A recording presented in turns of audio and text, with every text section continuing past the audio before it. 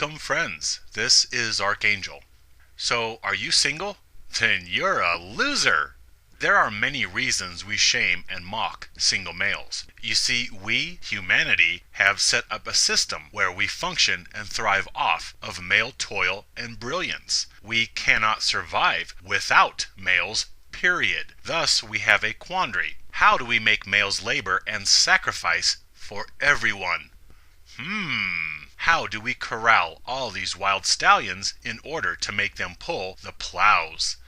Why, that is simple, silly monkey. We play on their desire for affection, and hence romance was invented and quickly overtook cultures around the globe many eons ago, and it continues to this day. Romance and love are really for males, to keep males chasing the female carrot of romantic affection. Now, part of compelling males to adopt romance as the paradigm between males and females is to invent a false dilemma. So what false dilemma do we conjure in order to make males into slaves? Well, that too is quite simple. We overwhelm males with incompleteness dogma. We make males feel incomplete without a female to love, aka serve. This incompleteness propaganda is everywhere in our world, and it is there to make males feel unwhole, like less of a person, or like they are missing out on some grand party if they remain single. This romance culture, this incompleteness propaganda, is aimed squarely at males to keep them frothing at the mouth to chase and subsequently service females. For centuries we have pushed romance and male incompleteness, so males feel unwhole, like half a person with only half a heart, an unfinished puzzle, a bee that needs to find its honey, a motor without a cycle. You need to find your soulmate, your best friend, your beloved, because you will not find happiness without the other half of your soul. We effectively cause males to dismiss themselves and search for happiness and fulfillment in an outside source, another being. If males knew the truth that they are whole as they are, they would not need to search for external validation, and thus civilization would flounder, since we would not be able to siphon off provision and utility if he was not chasing the myth of salvation and wholeness through females. You need to understand, females are fine and dandy without males. The only incompleteness that females suffer when they are single is the lack of a shovel to protect, provide, and plow a clear path for them through life. Single females simply and only feel that they are missing out on opportunities for males to do tasks for them and show off their shovels to other girls. Females do not feel unwhole, or like they have only half a soul, or half a heart without a male in her life. But she does feel like she is missing out on having a shovel bow and pamper her through life, which is true. Oh, you bet, around the holidays, females pretend that they are targeted with single shaming just as well as males. And indeed there is an argument here. For some single females may receive criticism from others, because here is a procreative vessel that is not procreating. I mean, come on, the parents want grandkids. But we really don't have to shame females into procreating. It is in their very programming. They want to couple and procreate. It is just a matter of when. They want to enjoy life while they are young and supple, and do not have to haul a gaggle of brats around as they enjoy travel. So we do not need to shame females into something they desire in their very bones. The single shame males receive is wholly different. Females may feel unhappy because they are in between shovels to tackle hardships for them, whereas males truly believe that they are only half a being, the wretched half, and that they need to find a female to make them whole and grant them entrance into heaven, because their disgusting selves will not get in alone. Moreover, freedom to males is like breathing, so we need to convince males to willingly give up their freedom and subjugate themselves to servitude by convincing them that, 1, they are inherently flawed, and thus, 2, subjugation will remedy their flaw and give them more freedom and happiness than they can possibly imagine. This is the incompleteness dogma. You are a male, and thus you are only half a being. and hence by giving up your freedom and swearing yourself to a female, you will be made whole and receive more freedom in the form of love and affection. I mean, sure, you may lose a couple freedoms, but you will gain so much more, like tax breaks and a partner to accompany you during the holidays and to do other activities with other couples. It is quite ingenious how we cause males to think themselves inherently flawed and then offer salvation by getting males to put chains around their own wrists and ankles. This is the programming we give males from the earliest of ages, through traditionalism, conservatism, religion, pop culture, everything from music to fairy tales to Disney. We brainwash males into thinking themselves unwhole. So thus they will chase the fallacy of romance and carry civilization while in hot pursuit of becoming a complete person through the grace of some female. Females will make Pinocchio a whole and real boy. So you see, an awakened male or a single male drives people crazy. These Y-chromosomed singles represent defiance, nonconformity, independent thought. The very fact that we mock, criticize, and shame single males aptly demonstrates males as utilities, because we can't simply leave them alone. No, we have to criticize them. Why? Because everybody wants something from males. That something is utility, and utility is best obliged from males that have mouths to feed and females to obey. Everybody shames single males. Females shame single males because, well, obviously, they need males to desire and chase and pamper them. Females need males to focus all energies and attentions on feminine worship. Females need males to feel incomplete and feed their addictions to female validation in order that females usurp toil and protection from these addicts chasing their chemical romance. I mean, chasing love and soulmates. Society shames single males because he represents a free thinker who is not being squeezed for juice. We need him to willingly claim responsibility for feeding mouths and funding the tax machine in the meanwhile. Our world, our societies shame single males because we need males to be chasing females and family in order that they can usurp from him as he is weighed down with a family just trying to support everyone to the best of his ability.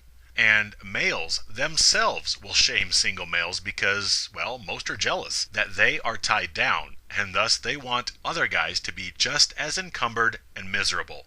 Do not forget, everything comes from males. Protection, provision, survival, everything is made possible by males. Invention, discovery, cities, nations, armies, governments, consumerism. Yet all these things are maintained and sustained upon the backs of subjugated males, not single males. Let me clue you in on a little something. Are you ready for an epiphany moment? Okay, life is all about controlling the males. Males who are the creative forces, and so the most devious minds throughout history have known that to control males, we simply enlist females. Females control males, and single males represent a rambunctious male that needs to be controlled. Male servants will continue the status quo. Male addicts will stand in line to take their turn being Atlas, while single males that find freedom from gynocentrism, those males who do not buy into the incompleteness dogma, these males simply tell Atlas to get lost. How about we let Atlas Athena carry the world for a while? Single males represent untapped utility, and we cannot have that, so we shame males to try and compel conformity to gynocentrism. You can readily witness this shaming and incompleteness indoctrination everywhere and by everyone. Friends, family, co-workers, society, entertainment. You need to grow up, to settle down, to assume your responsibilities, meaning hungry mouths and a hungry tax machine. We don't even try to hide our male devaluation. We tell males that they need to take on their responsibilities. You need to quit stalling and assume your role as disposable utilities. Everybody has a reason they shame single males. Some don't even know why they harass single males, other than you are supposed to grow up, settle down, and have a family. And any individual that strays from this is a member of society gone astray from the playbook and needs to be cajoled back into conformity. I mean, look how much we obsess over male servitude. What are the first things that we ask a strange male we are getting to know as we exchange small talk on the plane? What do you do, and are you married? Do you have kids? This tells us our expectation of males to the point that the first questions we ask strange males in order to gauge his worth or value is 1. What do you do? Meaning, what is your occupation? What labors do you perform? Hence, we calculate monetary compensation. How much money you make or the power you wield informs people of your provision capability. And 2, are you married / do you have kids? Because we need to know if he is being a good little shovel and bowing before the vaginisty in the form of producing and carrying hungry mouths through life. You see, these 2 questions tell us all we need to know about male's state of gynocentric compliance. If he is married, he is a female validation addict who will do as he is told and white knight for the uterine bearers when push comes to shove. And if he has kids, then he will keep his head down and behave as instructed in order to provide for the kids. He can't be wild and free or rebellious and unruly. He has responsibilities. All this translates to a male that has obligations and will bow down and support our gynocentric culture when he is between a rock and a hard place. It's not hard to see that males with responsibilities and obligations are gynocentric allies, and we can gauge their ally sympathies by asking a male of their marital and offspring status. When a guy says, "No, I'm not married," and "No, I have no kids," this is a red flag that he is a free spirit, able to go through life and enjoy himself or pursue his desires. Which of course invokes ire from the vaginisty, because 1, a shovel still evades them, and 2, it invokes jealousy from the other males already tied down and subjugated to a lecherous female and a bunch of ornery kids, and a position in polite society carrying the tax machine of a gynocentric androcidal government.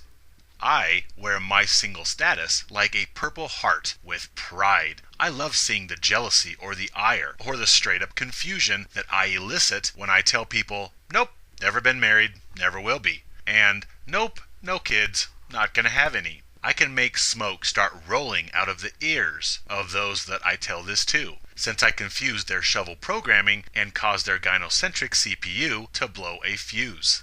Then, of course, most will proceed to do their duty and give me the whole indoctrination spiel to see if I am a lost cause or if maybe I am receptive to their gynocentric traditionalist bull of family and kids. Well, I can't imagine life without my darling or my kids. Or she is my salvation. She is my rock. Family is so worth it. They keep me out of trouble. They are my everything, etc., blah, blah, etc. When I deflect their gynocentric parades, they get agitated and will end with some form of insult to me because I decry the dogma that they hold so dear to their hearts. So they may simply roll their eyes and call me juvenile, or that I need to grow up. Or they may backhandedly try reverse psychology and tell me that I am missing out on such a world of utopian awesomeness.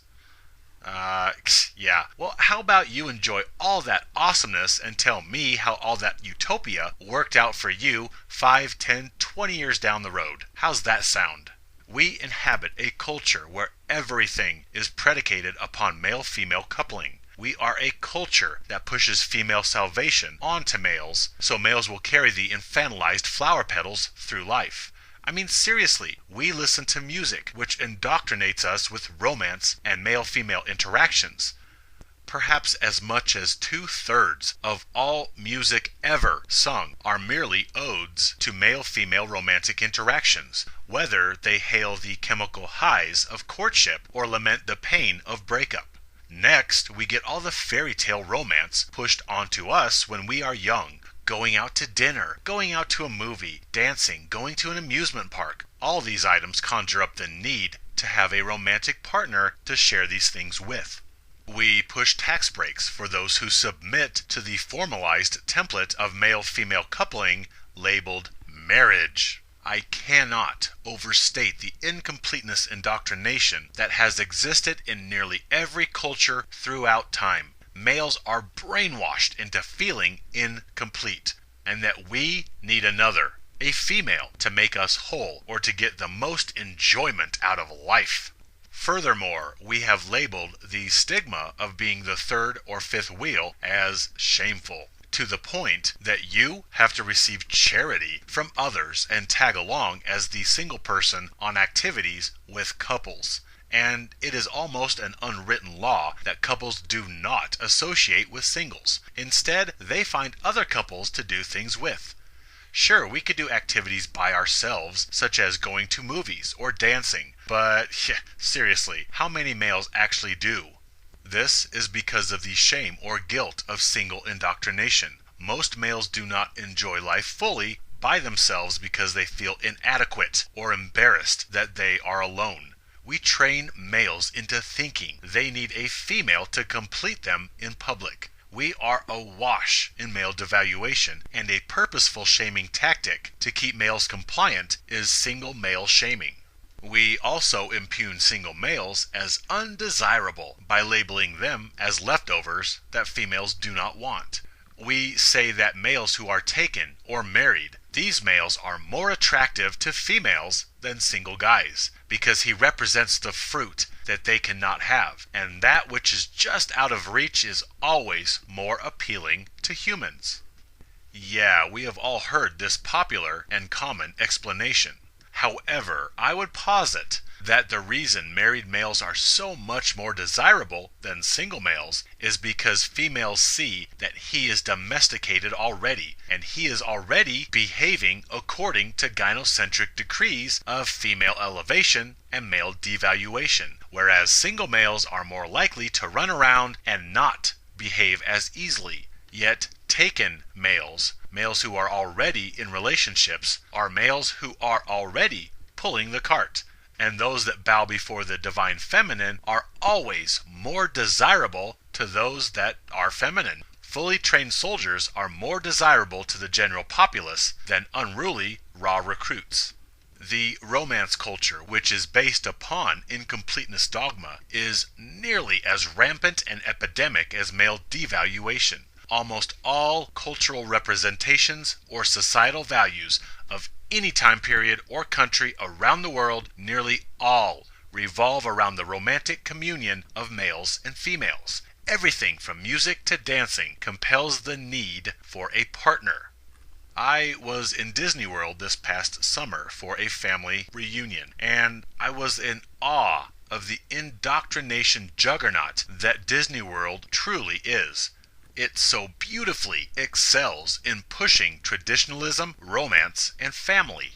Now, I still enjoyed myself, and I still enjoy Disney theme parks, yet the emphasis on romance between the sexes, as well as the family theme, was overwhelming. You were made to feel like you were missing out on everything if you did not have a partner and or kids to share the enchanted kingdom with. It was nearly impossible to find a corner in that park where romance or family was not being displayed and represented. Even simple things, which may only register subconsciously, these things push single shaming. Like the attendant holding up a ride as they wait for another single to fill the seat next to you, which makes you feel like they are announcing in neon letters, "Hey, this loser is alone, and we can't start the roller coaster until we find another loser to fill the seat next to him." This is one simple example of how they embarrass you and force you to couple with another embarrassed half-person for the duration of the ride. You see, everything is not only couple-friendly in our world, it is purposefully made for male-female coupling. And in fact, those that do not submit to male-female coupling are penalized, mocked, and even ostracized. This is a powerful shaming tactic to make you feel incomplete and unwhole, like you are inadequate by yourself, and thus you need a female to find salvation through, or to cause you to feel like you are missing out on the high-definition 3D experience if you are not chasing male-female couplings. Well, my friends, you are complete and glorious and awesome all by yourself. And you do not need anyone. You do not need a female. In fact, taking on a leech or female, this will reduce your complete awesomeness because you are taking on a liability and greatness retardation in order to compromise and serve the object of your affection. So you as a male are phenomenal by yourself, and adding a female to the mix will not make you better or twice as phenomenal as romance and fairy tales like to propagate. She will actually drain greatness from you and dim your amazing light. And the males that will aggressively insist that their woman is their salvation, oh, she is my better half, she straightened me out, she saved me from myself. These males simply allow an outside source to sit there and look pretty as he changes himself and then gives the credit to her. Yeah, it is the male who changes or saves himself. Females do not make males better. Males make males better while paying tribute to females. Everything resides in males, and the males that are too weak to eschew their female validation addiction are the very ones who will aggressively insist that females make them better. Females saved them. Yeah, fine. Whatever helps you addicts sleep at night. I can pretend that the dandelion in my front yard saved me from myself and made me a better person and is my salvation. Yet that doesn't dissuade the fact that I do everything.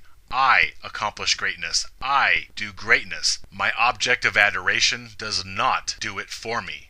Males willingly change themselves to be with their objects of affection. Females do not save males in any way. Males save and do everything for themselves and the rest of humanity. Some males simply desire a pretty beacon or a reward to look forward to as they do all the work.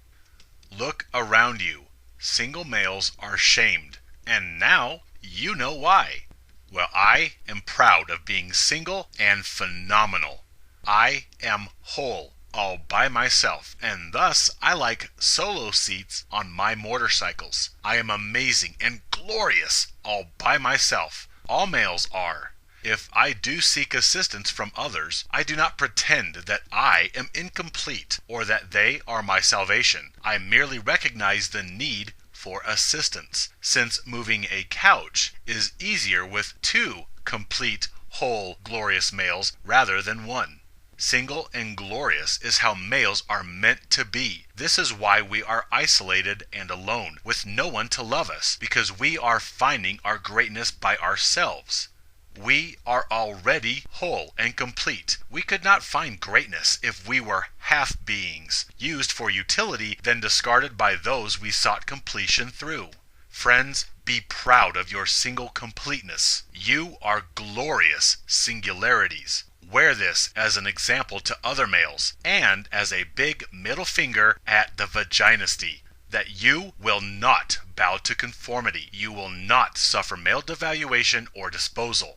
Observe your world, your culture, your environment. Recognize the romance indoctrination that surrounds us at every corner in life, and realize that this is a trap to enslave you, because you have the Y chromosome, and you are greatness. You are the creative forces of this existence, and others need you to survive. You are so important that there is an amazingly intricate paradigm of romance implemented just to control you and your infinite creativity. You are the purpose of life, and others seek to control you. Romance, single shaming, is one avenue that we accomplish male subjugation. My friends, do not submit. You are complete and beautiful as you are. You do not need others. They need you. My brothers, my friends, stand with me, live free.